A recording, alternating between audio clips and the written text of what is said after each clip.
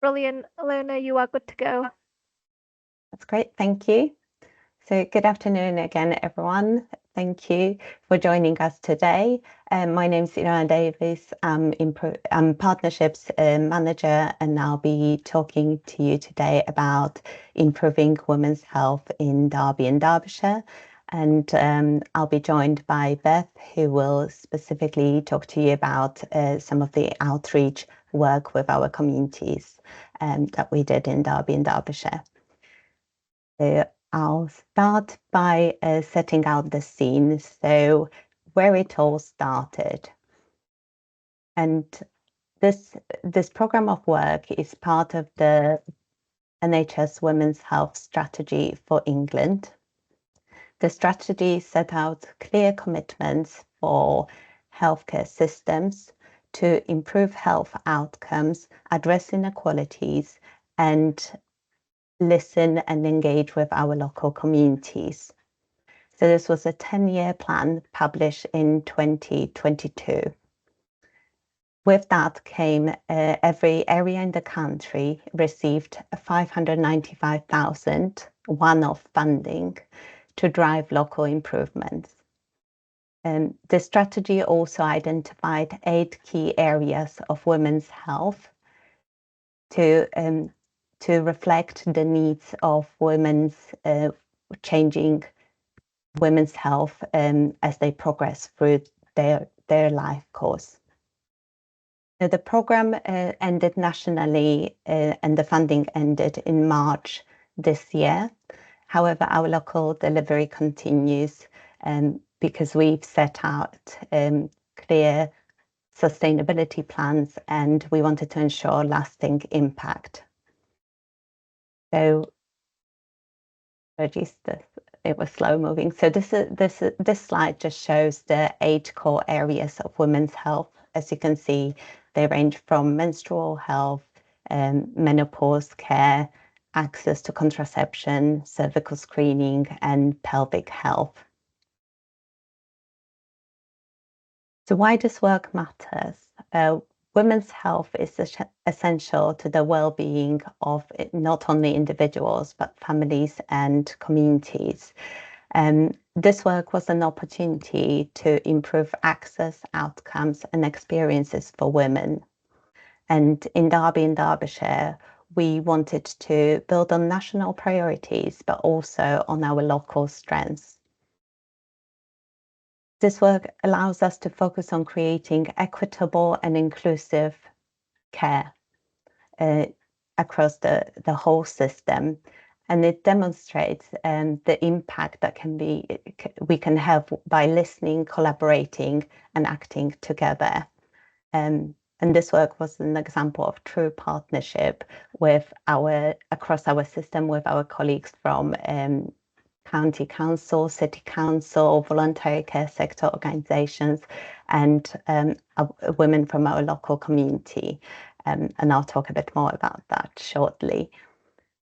We set out very clear objectives, and we wanted to enhance access in our community to our services, health services.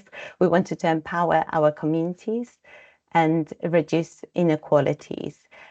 We also wanted to support and strengthen our workforce and embed education and prevention in everything that we do.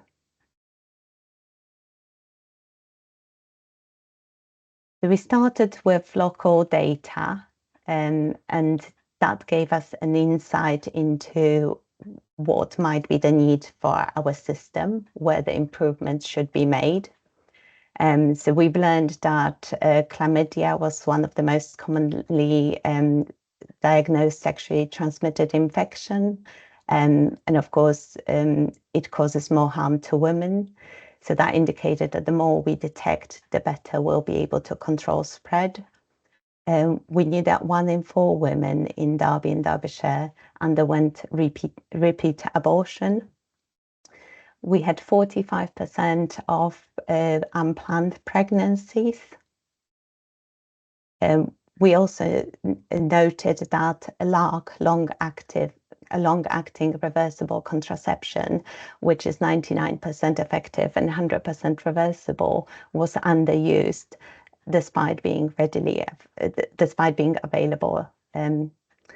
So that gave us also an insight into contraception access need.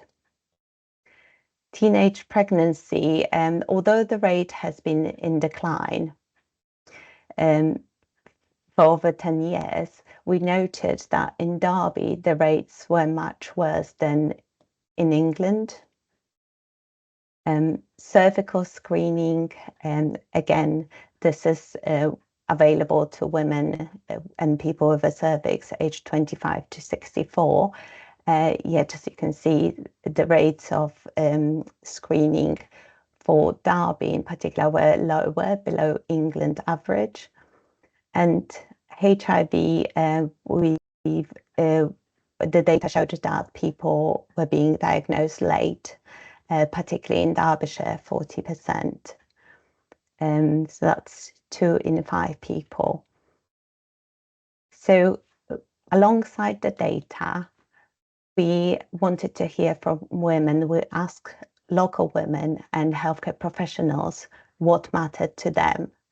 So in 2024, we held 2 engagement events, and feedback from the engagement events supported what the data already indicated, but also gave us insight into other needs, such as more training, better understanding of current healthcare provision, better access, addressing barriers to access, addressing stigma and normalizing aspects of women's health, and of course focus on prevention and patient empowerment.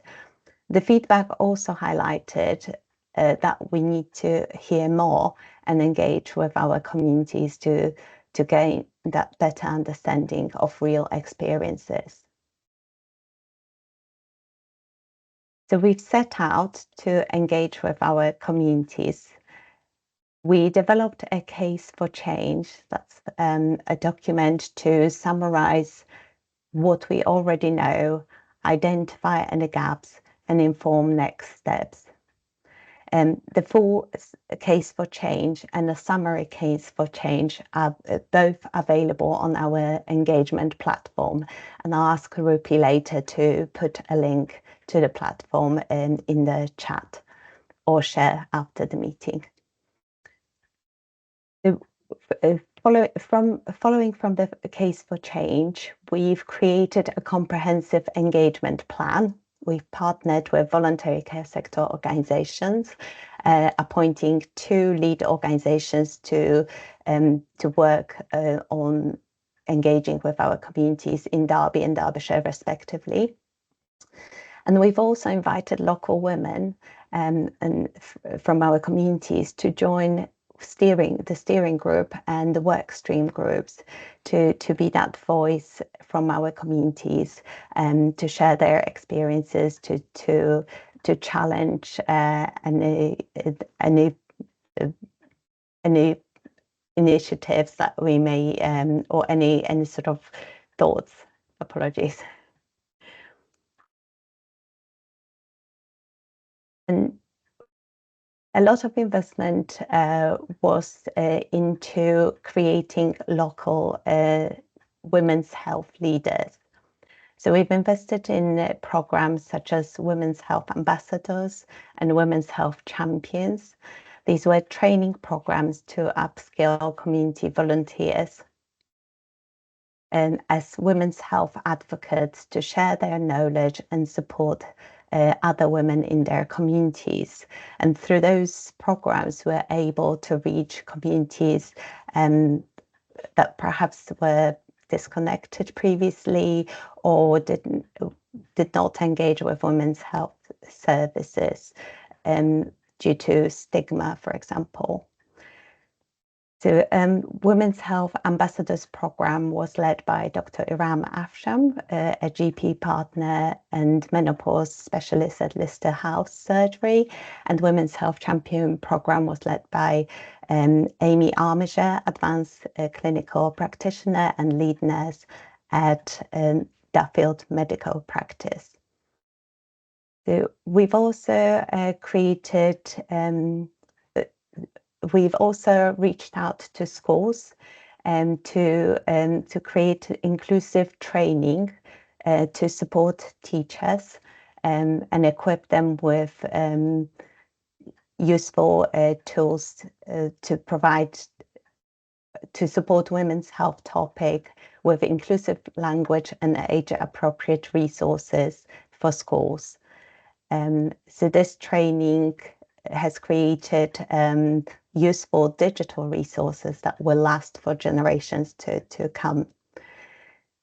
And of course, we wanted to empower local women with knowledge. So we set up a repository of signposting resources on our Improving Women's Health engagement platform that I mentioned earlier.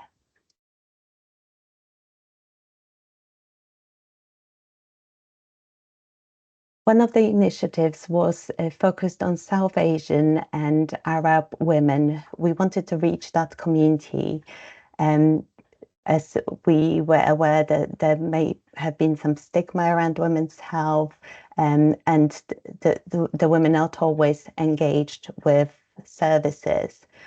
So we've partnered with Community One, and we set up a women's health at Pakistan Community Centre. The program included menopausal clinics and education workshops that were run by Dr. Iram Afshan, and they were run in both English and in community language, in Urdu predominantly. However, they were supported by multilingual resources to reach all the women.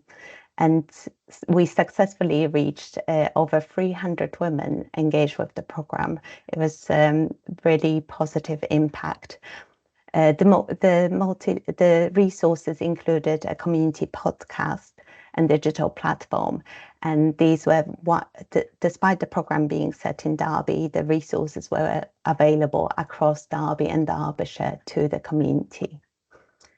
And the program was supported by women's health ambassadors who also trained in English and in Urdu. We wanted to expand access to contraception, as the data and feedback from local women showed that this was one of the areas for improvement. So we've invested in fully funded LARC training for local workforce, and this is across the system, so including doctors, nurses, midwives, and termination of pregnancy staff. We've partnered with Hub Plus to create a single point of access to training so that colleagues find it easier to access training and join the program. We've also set up a LARC Fitters Forum, and that's for peer support and knowledge sharing. And early on, we identified difference in patient journey in Derby and Derbyshire due to different contracts and commissioning arrangements. So we've partnered we've linked with our colleagues within Integrated Care Board, commissioning colleagues, and local authority, Derbyshire County Council, to progress discussions on contract alignments and try to address this particular issue. So the discussions are ongoing at the moment. So in addition to LARC training, to further support and strengthen our workforce, we created a signposting repository available on our Joined Up Care Derbyshire website.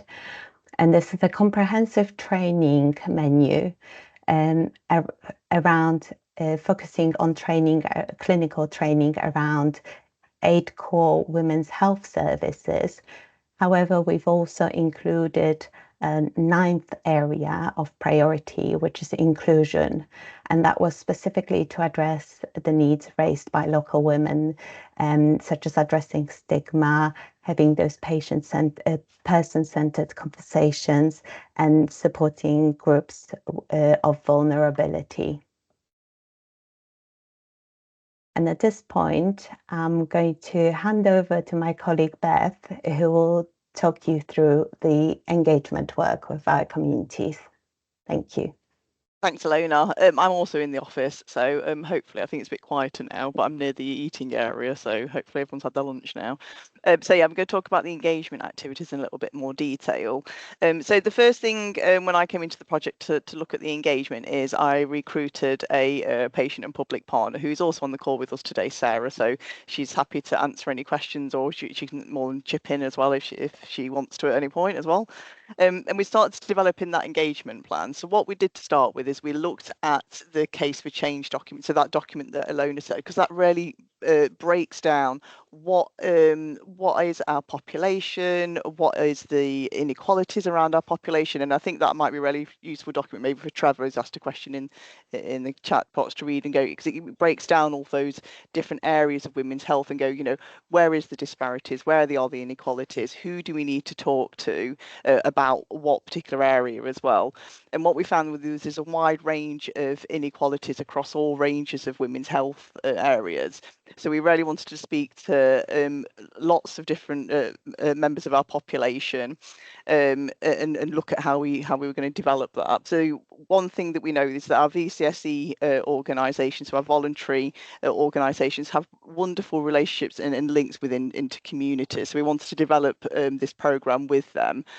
So we worked in partnership with Community Action Derby, who are based in the Derby city centre area, and then Link CVS, who are based in the county area.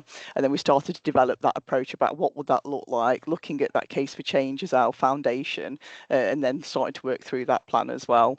So the plan, if you go on to the next slide for me, Elena, please. We started looking at what the key aims were from that case for change, and this is what we developed around what we wanted to find out. So we wanted to understand the experience of accessing services, and then, oh, sorry, next. Understand. Apologies. It's all right. Understand what women's understanding and knowledge around their own health was as well. Understand the experience of accessing information, so how people got information, understood that information, and understanding people's experience of actual or current services and what their expectations was. And what we also found in that case change document, particularly there was low screening and HPV vaccination uptake, particularly in the city as well. So to try and understand why that was and what some of those solutions might be. And then finally to ask about people's communication preferences. So who do they want to hear from and where do they want that information coming from as well? So that was the key aims based from the case for change document. Then we moved on to how we were going to actually deliver that engagement. So we decided to do a layered approach. So that's just looking at different types, because different people like to access, engage and involve in different ways. So we did a survey that asked a range of questions kind of to cover those areas that we just spoke about, and that was circulated across the whole of our city and county. And then we did community-led workshops. So community-led workshops is where we support leads from grassroots organisations to kind of go, these are the key areas we want to kind of cover in your engagement, adapt it how you feel need for your best for community, and, you know, hire a room in your area, your community is going to find comfortable, put some food on, creating safe spaces, whatever that those particular communities feel that they need to create that safe space, and they do their own engagement in their own safe space then as well. So it really encourages engagement and involvement. So we did that method as well. So those are the two key methods that we used. Then can you on the next slide, Ilona?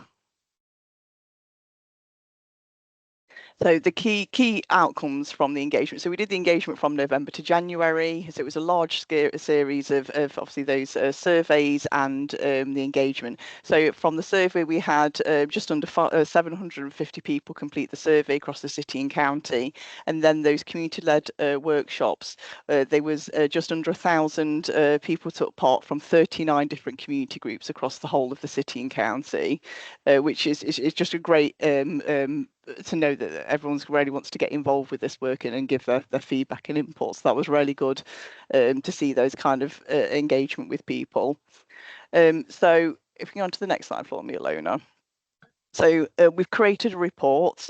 This report, obviously, you can just these are the 39 community groups that took part in the actual engagement itself. So you can imagine there is a lot of rich insight that has come from all of this engagement. And the main report, is nearly 300 pages long because there is so much rich data in there. We have done a summary version as well. They give you the key themes as well. And again, all of these documents, the case for change, the full case for change, the engagement report, and the summary report can all be found on that link that we've put in the chat box as well. So what did it tell us? If you can go on to the next slide for me, Alona. So again, these are just some of the headlines from that engagement. Obviously, those documents have that really in-depth knowledge. So the key issues identified that there was gaps in knowledge, accessibility challenges, and particularly for those marginalised groups, like for people with a learning disability, ethnic minorities, refugee, LGBT+Q individuals, and those facing socioeconomic hardship. What we found was that many women understand health issues, but some lacked knowledge, particularly around menopause and preventative care as well. And also what people thought was a priority depended on their age a lot as well. So younger women tends to want to know more about contraception and menstrual health. Middle-aged women were looking more around pregnancy, cervical screening, and older women had more of an interest in around menopause and heart disease as well. So I think, that differed between different age groups as well. The majority of women preferred in-person health services, though the digital exclusion and language barriers were also prevalent as well. So that was really flagged as just an additional barrier that was being put in place with people. Common barriers included people finding getting an appointment difficult. There was long waiting times and insufficient female doctors and clinical staff to actually see and speak to as well. Actual experiences varied, with reporting positive interactions, where others noted inadequate access and delays. And then around the screening and vaccinations, there was attributed to fear and misinformation, with calls for improvement in public education and flexible appointment and options. So again, they're just some of those key headings, and please go and read the reports in full as well, to get that really in-depth knowledge. And every single community group is broken down as well around their key findings as well in that document. Go on to the next slide for me, Alona. So what's being done about all of this? So obviously we've got that wealth of information, and I think a learning from the engagement that we've done is that we need to be telling the community that have taken part about what has happened because of the work that they've done as well. So at the moment, the report itself is being taken to a group called the Inclusivity Group, and they've stopped breaking down that report into actions, and then we're starting to work through on those actions. And again, we've got Sarah, who's the patient public partner, who's been supported on this piece of work, and we've also got somebody who actually took part in the community engagement on that group as well, and we're starting to work through some actions. Some things that are going ahead already is that we're developing a communication campaign around the HPV vaccination that's just being developed at the moment. We've been working to develop a report specifically around primary care, so to pull out all of that insight from those reports around women's experiences of primary care, look at some recommendations, and then we're trying to work a little bit of like an inclusivity checklist as well for GPs to go, are we being inclusive and what can we do about it to really support them to be as inclusive as possible as well. And obviously that's just the start. There's lots of things on that action plan. Sarah, did you want to add anything that I've missed? Yeah, well, not that you've missed. I don't think you've missed much, but I think I was the patient partner that was involved, and I came in last summer. So when a lot of the research that Ilona talked about had already happened, so the focus was then very clear. But I came in with an academic background of community development, and was absolutely blown away by the process. And I think sitting here now reflecting back that it was actually probably some of the best community engagement I've ever seen. It wasn't extracting, it wasn't superficial, it was rooted in connection and respect and listening and action and what was already in existence in the community. So no major new relationships were forged, but relationships were built with the community leaders that had the relationships with the community groups. And that was astounding. 39 groups in Derby and Derbyshire. So that's why there's so much rich data. I think the other thing was that the project recognised that there were certain groups of women that face greater challenges in accessing quality of healthcare.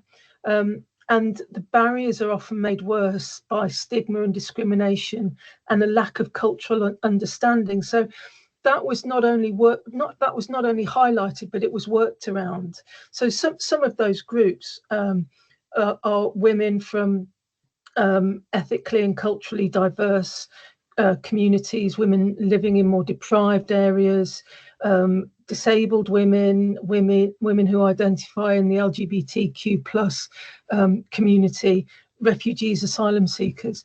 It was just huge, but it was manageable. The process was such. It was a joy to be part of it and to feel as though I could really contribute to it, because I wasn't just seen as an add-on and the tokenistic lived experience person. I was given responsibilities, and I was engaged in the steering group and in some of the work streams. So I've been telling people everywhere and sending them the link to this, because it really was just phenomenal, and I enjoyed it greatly. Thank you, Sarah. That's great.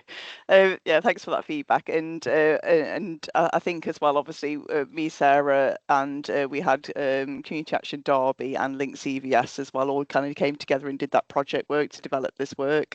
And we're still continuing to work with them to kind of get messages back out to communities so they can see the impact of what's happened going forward as well.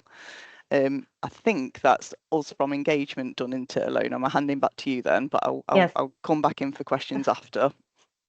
Thank you, Beth, and thank you, Sarah, for your kind words. It's been a true pleasure to work with you and other colleagues on this project. So thank you. So yes, now let's have a look at what we achieved and how. What improvements we've made and how we are making sure that those improvements last into the future. So we are very proud of our dedicated steering group, who's Sarah was mentioned. She was part of the steering group, who was a true example of strong partnership, collaboration, and led with clear goals. We launched initiatives that addressed menopause, contraception, access to contraception, and set up culturally sensitive programs for underserved communities.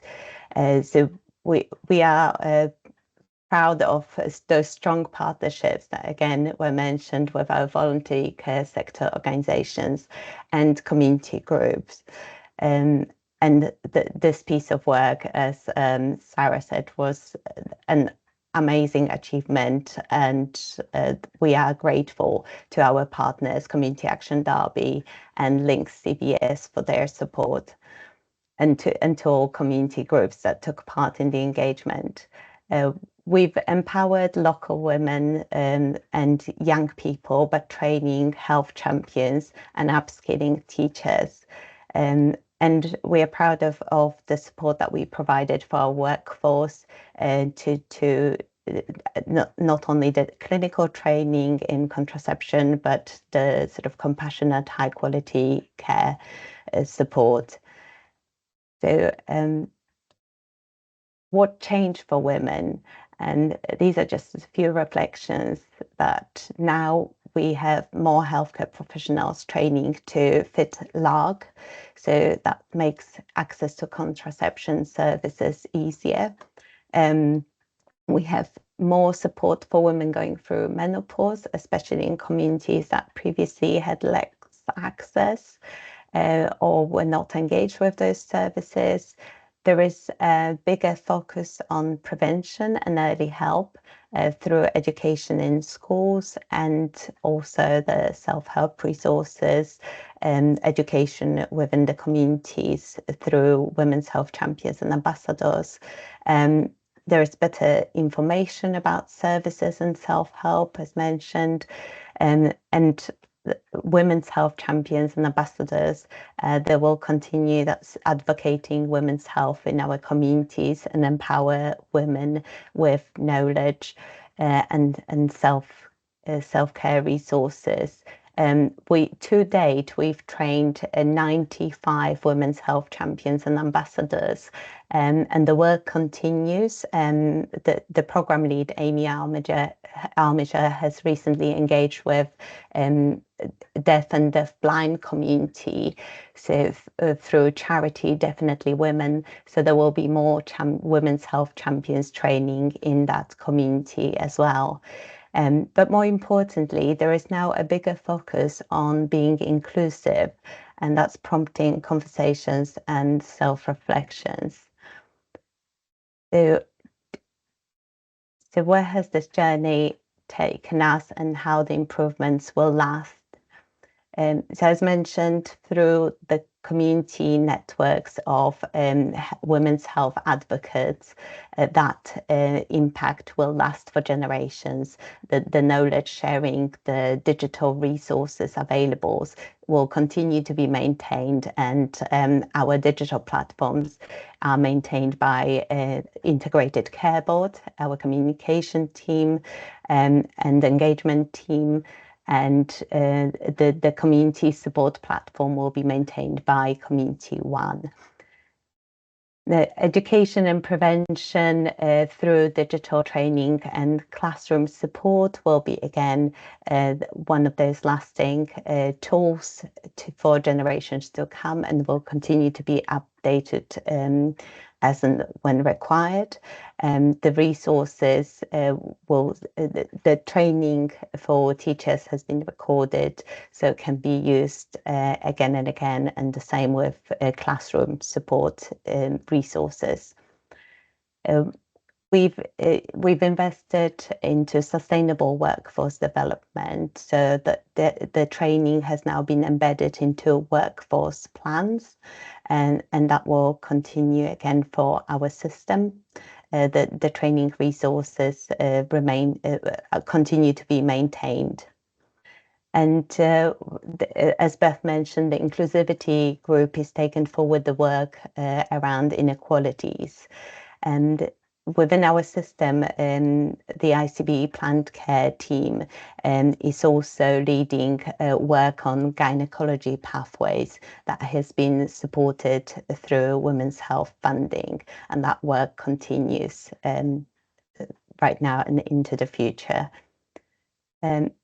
So I just would like to end with the words, and I thought this is a very appropriate quote from our Deputy Chief Medical Officer, GP partner at Littlework Medical Centre, and our very own women's health champion, Dr. Kath Backshaw, who in the recent blog available on Joined Up Care Derbyshire said, "Let's continue to listen, learn and advocate for better health outcomes for every woman in our community."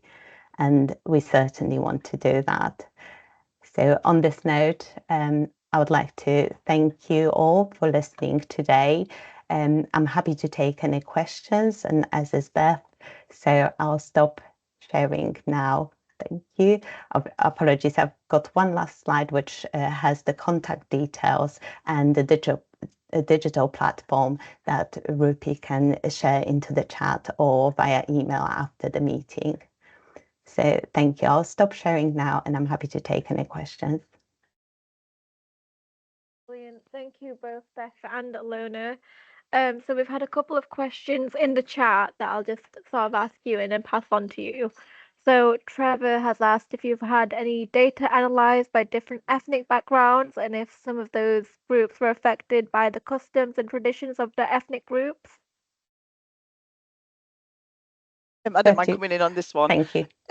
I think it's a really good question, Trevor, and it's a really interesting question. I think on the case for change document, the way that the case for change document data is broken down is more about conditions. So rather than going through the different protected characteristics, but there is some clear differences around ethnicity. So just for example, if I take menopause, women from the Black community more like to have a longer menopause, where women from the South Asian community are more likely to potentially have CVD complications throughout their menopause period. And then just looking at other protected characteristics, so women from the LD community are likely to have an earlier menopause, but might not have that understanding of what those symptoms might be as well. So it's really difficult to really break it down just particularly around ethnic backgrounds. But there's definitely lots of came out of the insight around customs and traditions as well. So just for example, I'm just using the menopause as an example, there's no word in Urdu for menopause. It's a subject that is not spoken about openly, and that's why those ambassador and those women ambassador courses were really important, because it empowered women to understand what was happening, around those different conditions, to understand what was normal, but also what they can do about it and that support that they can seek. So it really empowered women to understand that. So I'll definitely encourage you, Trevor, to read there's the full case for change. That's that really detailed breakdown of all the data, a bit more of an analysis. And then in the full engagement report as well, lots of the community groups were targeted around ethnicity. So there's some groups that just spoke around South Asian communities and so on. And then they go through their really detailed breakdown of some of those customs or traditions or misinformation that each of those different community groups had as well. So definitely encouraged to have a deep read of that one if you've got a spare few hours. But yeah, really interesting data, really interesting question. Brilliant. Thank you, Beth. And we have another question in from Lynn, who has asked if we've got any data on uptake of cervical screenings with women with learning disabilities. Thank you, Lynn. That's a very good question. Now, with regards to the impact that the initiatives we launch will have now, we do not have that data yet. If you're thinking about any background data, I'm not sure if that's available through public health, and whether it's broken down to that particular detail. I'm not sure if any public health colleagues are on the call, but this certainly we can look into it for you. I can certainly ask further. Yeah, I was just looking at the case for change for a bit more detail, and I don't think it breaks it down into that amount of detail. It just says in the case change a high proportion of women with a physical disability report not attending cervical screenings because of disability, and it also talks about where else, in around cervical screening, it has the data around the uptake, which is below national average in Derby City, but it's like above national average in the county. But it doesn't break that down into the different protected characteristics. So maybe that's something, if that's all, we'll take that away and ask public health to see if we can get a bit more data, and we can put it on the engagement platform after then, if that's helpful. Thank you. Brilliant. Thank you. Please do ask any questions, raise your hand if you've got any comments to make. Thank you, Mara. I'll just come to your question in a second. Yes, just so everyone and anyone, please do contribute. Please do ask any questions if you've got any, and we'll try and get through as many questions as possible. So Beth and Alona, Mara has asked, where do you see AI contributing into the dissemination of your analysis? That's a very good question. Mm-hmm. Yes. Well, we have certainly used digital tools. In terms of AI, I think this is an evolving tool. At the moment within NHS, we are piloting certain initiatives using AI, but I think we need to know a little bit more and feel confident, particularly with dissemination of information in any clinical data. Thank you. Thank you. If I could just I'm just gonna give it a couple more seconds to see if anyone has any other questions or comments. But yeah, I'm gonna mute myself as well in the process, or else you're gonna be listening to everyone else's calls. Yeah, sorry, I thought someone was asking a question, then I was trying to like lean in, but it's just your background noise. Again, I just encourage anybody. Obviously, again, we'll put that link out, and Mark will send everything out following the meeting as well. And if there's any questions that arise after it, then our emails are there, or you can contact us on the engagement platform as well. I think that the key thing is from this work is that it's ongoing, and that we're carrying on with this work. The rough plan is around the engagement is that we're going to do some sort of kind of like a couple of pages impact, to trying to look at what has happened since then, so we can feed that back to communities. As a team, as well as a project team, what we've done is we've done a big reflection session as well to look at what we've learned from this as well, and how we can take that forward and make sure it's implemented in future engagement as well that we're doing as well. So I think the key thing from this project, from me, from an engagement point of view, is that we've been brave, we've tried different things, we've started to reach out and build that trust back up with communities, and the next part is about continuing that trust and showing that we're acting on insight, and then continuing that relationship as well. Thank you, Beth. And if I just may add, I was just thinking about the two events that we held in Derby and Derbyshire at the end of our work, and just sort of to link with the communities into feedback.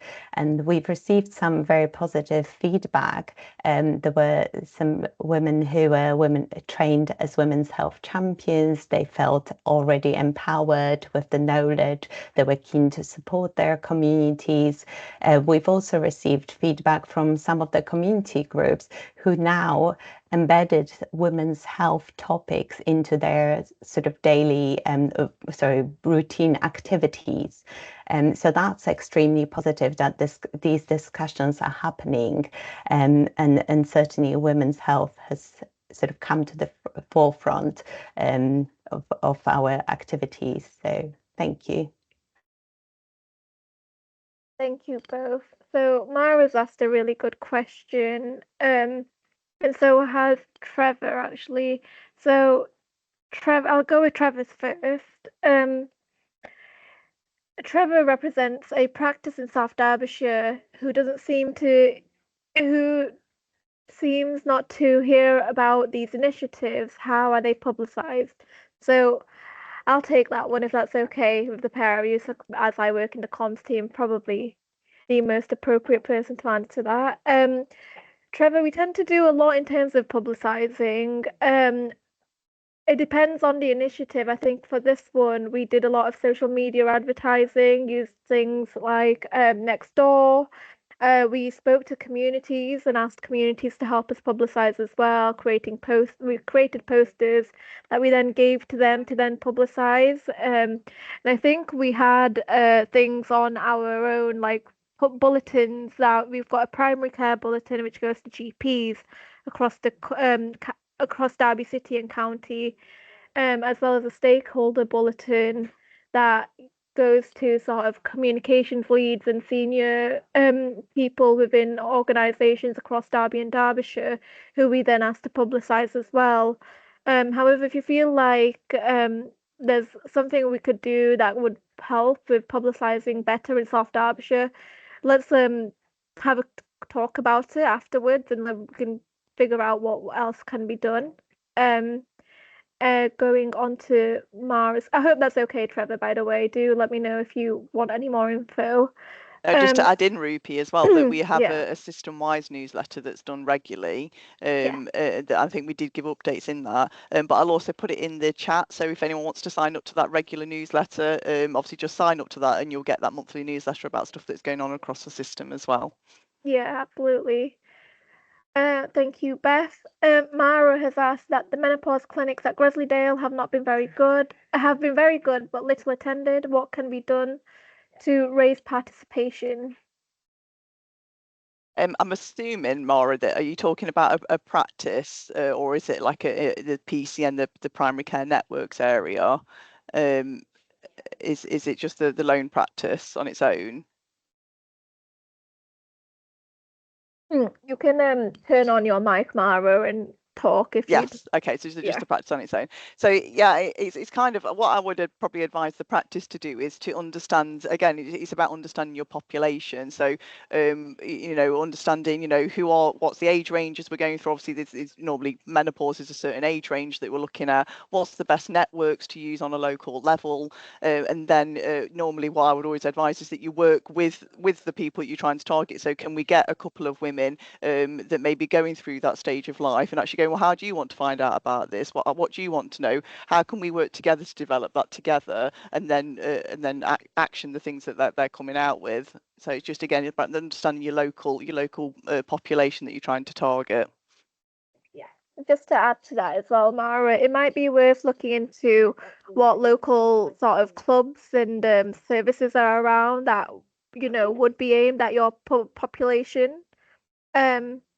And then sort of seeing if you could come in and do a sort of session at that club, just sort of take over their space essentially, just for that one session, then sort of invite them to come to you for the future, if that's helpful. I'm conscious Beverly's had her hand up for a little while, but Mara, do let us know if that's okay. Beverly, I will hand over to you. Sorry, did you say Beverly? Yes, I did.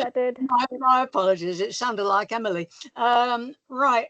Just basically going back to something you said, and I only caught the end of it, was am I correct in saying that Lister House in Derby have a women's health champion? Thank you, Beverly. So yes, we've engaged with Dr. Iram Afshan, who's a GP partner at Lister House, and she's an accredited menopause specialist. She does run menopause clinics at her practice. I believe these are on Saturday. So yes. Right. Well, thank you for that. However, I'm a member of the PPG there, Right. Lister House, but this is the first time I've heard, in a way, I'm backing up Trevor on this. I hadn't heard anything about this through the PPG. So should, in fact, this invitation to attend these meetings go through the secretary of the PPG or the practice manager, which I know Lister House hasn't got one anymore. It's now being done in-house. But would that be one way that you could increase your sort of span of including people or inclusivity? Thank you. Contact the PGs. Thank you, Beverly. That's a very valid point. I think, this may be a bit of feedback for our communications team, so Rupi will be able to take that forward. I think, as Rupi mentioned, we do have bulletins that go out to practices. I appreciate they probably receive a lot of information. So clearly we need to sort of have that discussion and see how we can improve that. We do have our system intranet that practices can access, and we do have a dedicated women's health page on there. That's alongside the engagement platform, which is publicly available. We also had information on Joined Up Care Derbyshire website. So we have been trying to publicize it as far and as wide as we can. But thank you very much for bringing it to our attention that perhaps to you and Trevor, that perhaps these messages are not getting through. So yes, thank you again, Beverly and Trevor. Can I just add a corollary to that? I think if you, in fact, not just to the practice manager, I don't mean sending a block letter like that, but sending one to actually the PPG chair or PPG secretary, because then it would come through PPG, who then can ask the appropriate questions with the medical practitioners who actually attend the meetings. Thank you. That's very good advice. Thank you so much. We'll certainly take that on board. Thanks you. Selona. Thank you both. Is there any other questions or comments anyone would like to make? Oh, that's silent. Okay. Well, if you do have any others, I'm going to wrap up. So, if there are any other questions or comments, please feel free to put up your hand. But if not, then, or if you think of anything later, do email us. I'll put the email address in the chat, or I'll ask Mark to do that actually, if you don't mind, Mark. Just throw the email address in the chat so we can collect any more questions that people may have. I'd like to give a big thank you to our presenters, both Alona and Beth. You've been fantastic, and you've been brilliant at sort of explaining everything. So please do, please. I was going to say give everyone a round of applause, but that's not how it works here, not on virtual meetings. Apologies. A big thank you for everyone that's attended. You've been brilliant. I think the questions have been fantastic, and you've all been so patient with us. So thank you so much. We are recording this session, so this session will be put up on YouTube, and we will be sharing that with people soon, as well as the slides, I believe. But if not the slides, then obviously you will have the recording of this session when you'll see all the slides in that. And then finally, we look forward to seeing you all at our next session, which is going to be on the 20th of August. And the topic of that will be all moving error wash, which should be really interesting because I don't have a clue what it'll be about. So I plan on being there, and I hope to see you there too. Thank you everyone again for attending, and I hope you have a lovely rest of your day. Thank you very much, everybody. Thank you, everyone. you. Bye. Thank you. Have a good afternoon. Bye-bye.